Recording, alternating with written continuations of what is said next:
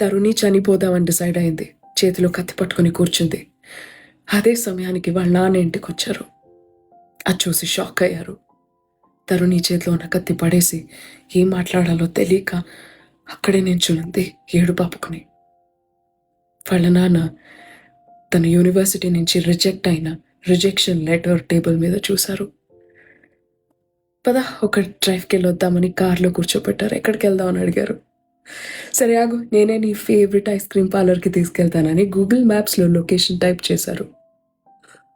వెళ్తున్నారు కార్లో. Pin drop silence. Ice cream parlour turn దగ్గరకు వచ్చేసరికి అది మిస్ అయిపోయి వాళ్ళ నాన్న ముందుకెళ్ళిపోయారు. అది గమనించిన తరుణి ఏం మాట్లాడలే.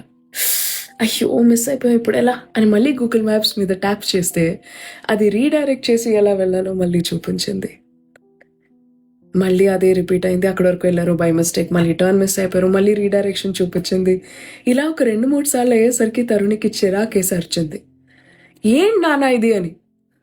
ఇప్పుడు తరుణి వాళ్ళ నాన్న చెప్పారు, జీవితం గూగుల్ మ్యాప్స్ లాంటిదేమా, ఒకసారి మిస్ అయితే టర్న్ మళ్ళీ రీడైరెక్ట్ చేసుకొని వెళ్ళొచ్చు, మధ్యలోనే జర్నీ ఆపేయాల్సిన అవసరం లేదు, బండి తగలపెట్టేయాల్సిన అవసరం లేదు అని.